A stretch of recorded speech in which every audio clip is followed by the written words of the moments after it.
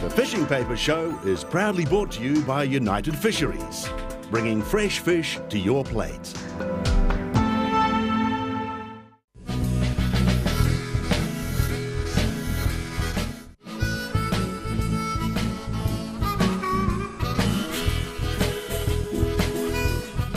Now Daniel's been out and caught himself this beautiful little snapper, and I have the perfect recipe to cook fish whole. It's a little bit old-fashioned, but the kids really love it. Salt-baked snapper stuffed with limes. Stuff the body cavity with a quartered lime. The idea of this dish is we use the salt to completely envelop the snapper and cook it in a natural oven. I'm using sea salt, good kilo I'd say to cover this fish, and I'm going to use a binding agent, in this case some lightly whisked egg whites. Add those to the salt, mix them right in so that they're well mixed throughout the salt. Actually, it's a lot easier if you get your hands involved here. So once we've got a damp texture, we know we're ready for the next stage. On an oven tray, I'm going to make a bed of salt just to sit the snapper. Doesn't have to be too thick, we're looking about 1/2 centimetre. The star of the dish, put them on that bed that we've created, cover and cook. There, doesn't he look a treat? All snug in his little cocoon. I already have the oven preheated to 180 degrees, and we're going to bake this little fella for around 15 minutes. While that's doing its thing, I'm going to make a delightful zingy summer salsa to go with that lovely fresh fish. Into a bowl, I'm going to finely dice 1/2 a red onion, some finely diced capsicum, and 2 or 3 firm ripe tomatoes finely diced as well, and some freshly chopped coriander just to give it a little zing, and some lime juice. Season this with a little salt and a good drizzle of extra virgin olive oil, and then we just combine those ingredients thoroughly. And we leave that salsa to rest for a while to let those lovely flavours infuse. And now comes the really fun part, and this is the part that the kids enjoy, seeing what's underneath. A completely hardened crust. Now to get into that, I'm just going to give it a good solid whack with a knife, and we'll see what happens. And there we have it. That salt completely breaks away to reveal a beautifully cooked snapper underneath.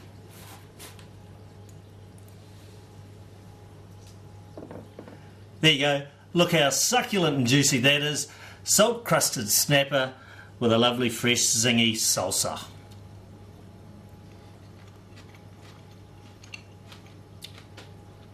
And that's an absolute delight.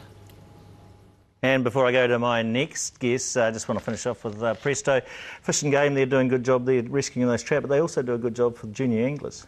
Very encouraging of junior anglers, Crimpy. Both Fish and Game and all retailers alike are there to encourage juniors and to make you aware that fishing licences for under 12 are free. Okay, so you can go into any retail store and get that. Fishing tackle has never been so affordable. Little boys' kits and girls' kits there. All very, very affordable. We can send you out there for $30, $40 and kids are fishing.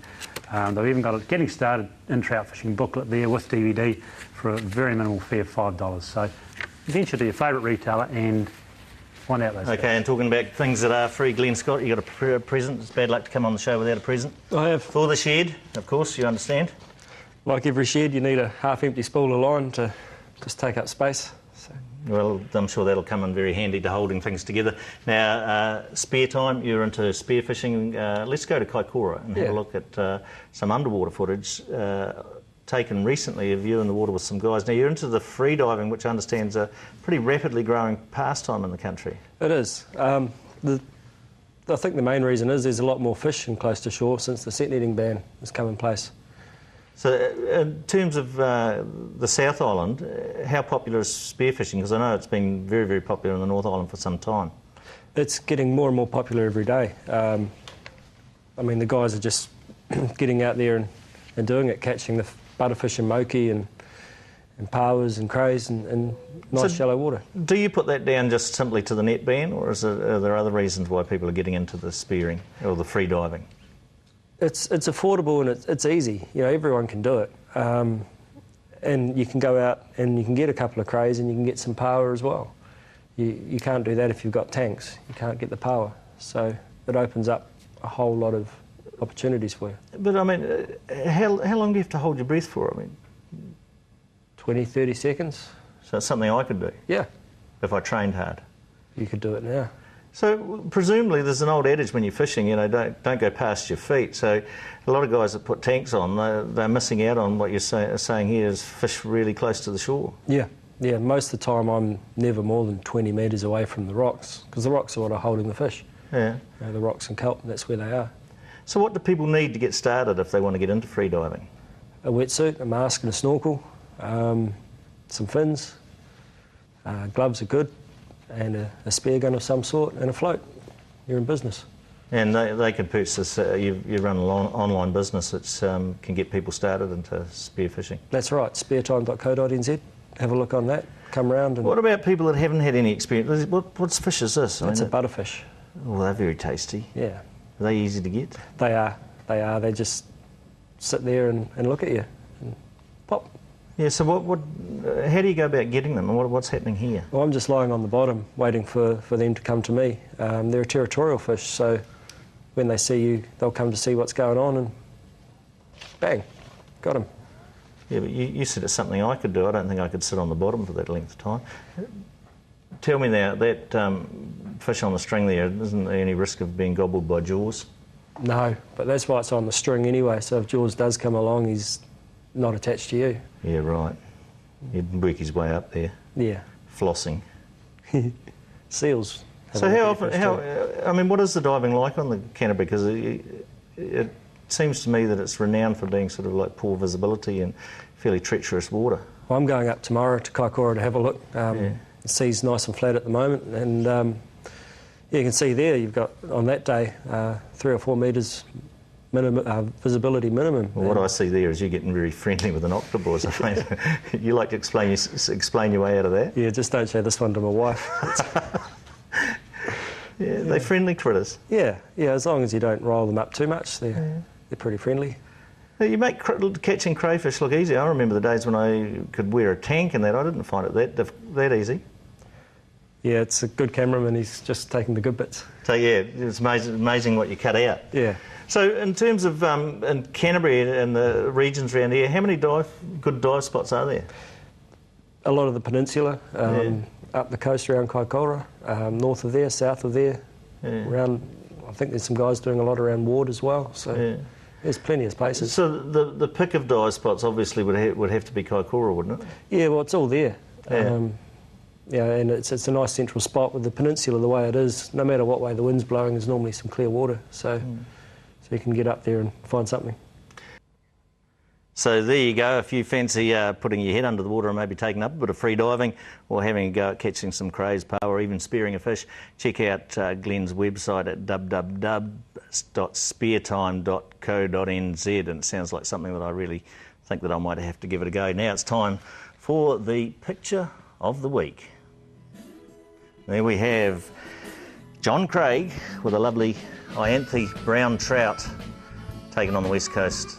Beautiful spot over there, lovely. Now if you have some pictures that you want to send into the show or some viewers' vids, you can email those into crimpy@extra.co.nz. Now it's time for me to wrap it up and thank our special guests, Glenn Scott and Mark Preston. Thanks for being on the show, guys. Thanks for having us. Yeah, it's been a pleasure. And we look forward to joining you next week when we've got more fishing madness and mayhem, and our well-known Steve Terry makes another appearance. Looking forward to that too.